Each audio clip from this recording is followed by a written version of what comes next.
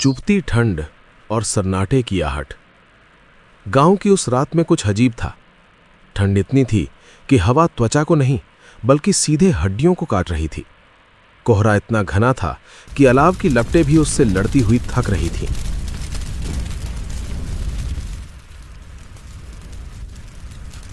चौपाल पर 4 लोग बैठे थे, दिनेश, जहीर, सोनू और बूढ़े मंगतराम। अरे भाई, इस साल तो माघ ने भी रिकॉर्ड तोड़ दिया। कल रात ट्रैक्टर की बैटरी जम गई थी। आधे घंटे गर्म पानी डालना पड़ा तब जाकर स्टार्ट हुआ। ट्रैक्टर की छोड़ दिनेश, मुझे तो उस बात की चिंता है जो प्रीतम ने कही थी। कल रात वो नदी वाले रास्ते से लौट रहा था। वो कह रहा था कि उसने पानी के बीचों बीच एक औरत को चलते देखा।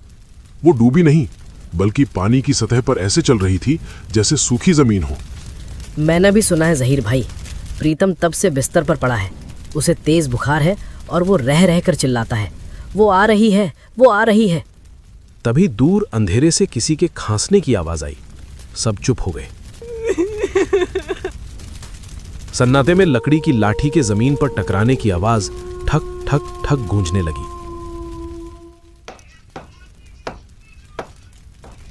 धीरे धीरे कोहरे को चीरते हुए धर्मपाल काका दिखाई दिए।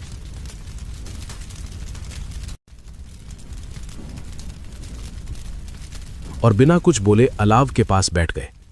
उनके चेहरे की झुर्रियां आज आग की रोशनी में और भी गहरी लग रही थीं।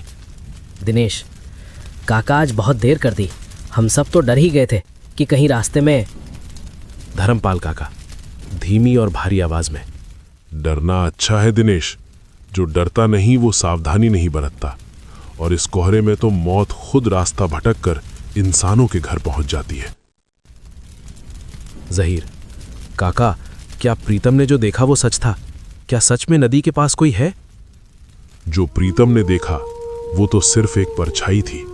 असली खौफ तो तब होता है जब वो परछाई तुम्हारा हाथ पकड़ ले।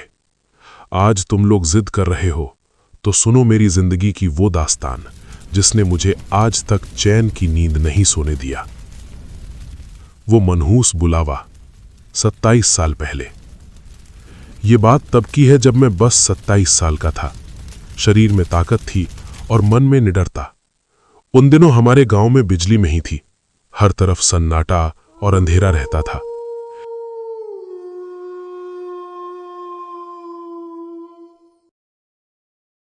एक रात मैं अपने साले की शादी से लौट रहा था। साइकिल पर था। रास्ते में पुरानी हवेली वाला मोड़ आता था। बारिश शुरू हो चुकी थी और बिजली कड़क रही थी। अचानक मेरी साइकिल का टायर पंचर हो गया। मैं पैदल चलने लगा।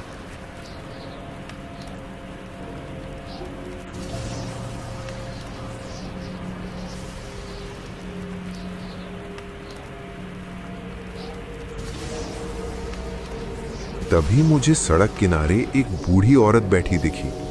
वो फटे हुए सफेद कपड़ों में थी और कांप रही थी। काका आगे बोले, बेटा जरा मदद कर दे, मेरा घर पास ही है। इस अंधेरे और बारिश में मुझे रास्ता नहीं सूझ रहा। मैंने सोचा बेचारी अम्मा है, मदद कर देता हूं। मैंने उन्हें साइकिल के पीछे बैठा लिया। पर जैसे ही वो बैठी मुझे लगा जैसे साइकिल पर एक मन भारी पत्थर लद गया हो। मेरे पैर पैडल मारने में जवाब देने लगे।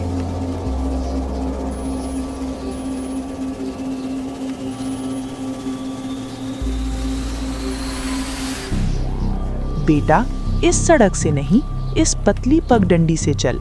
यहाँ से मेरा घर जल्दी आएगा। वो पगडंडी घने जंगल के बीच से जाती थी। मैंने जैसे ही जंगल में कदम रखा, बारिश अचानक रुक गई। पर सन्नाटा ऐसा था कि मुझे अपने कानों में खून के दौड़ने की आवाज आ रही थी। पेड़ों की टहनियां ऐसे हिल रही थीं जैसे कोई उंगलियों से मुझे बुला रहा हो।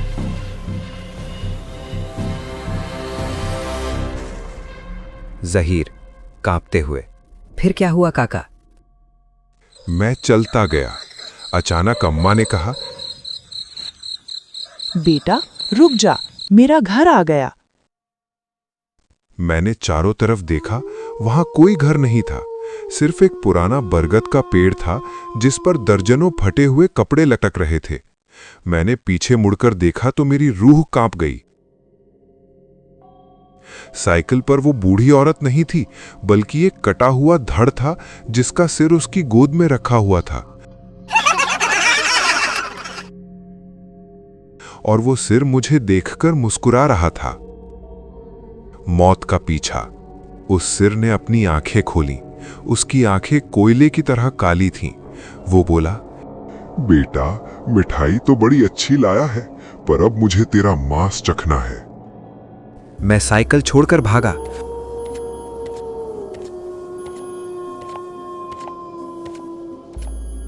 वो धड़ हवा में तैरते हुए मेरा पीछा करने लगा।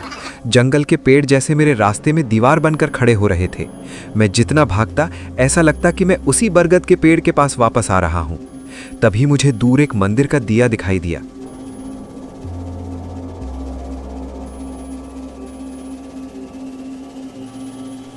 मैं अपनी पूरी ताकत लगाकर उस दिशा में भागा।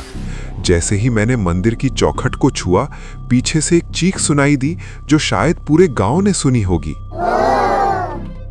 मैं सुबह तक वहीं बेहोश रहा। धर्मपाल काका की कहानी खत्म होते ही चौपाल पर सन्नाटा छा गया। अचानक पास के पेड़ से एक उल्लू के रोने की आवाज आई।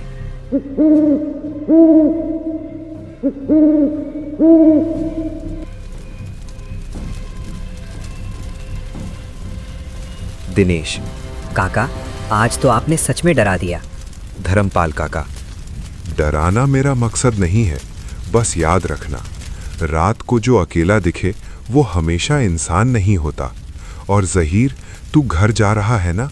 रास्ते में नदी वाले मोड़ पर अगर कोई बेटा कहकर पुकारे तो पीछे मुड़कर मत देखना। ज़हीर का चेहरा पीला पड़ गया। सब लोग अपनी अपनी लाठियां और टॉर्च लेकर झुंड बनाकर घर की ओर चल दिए। कोहरा और भी घना हो गया था और दूर कहीं से किसी के चलने की चप चप की आवाज आ रही थी।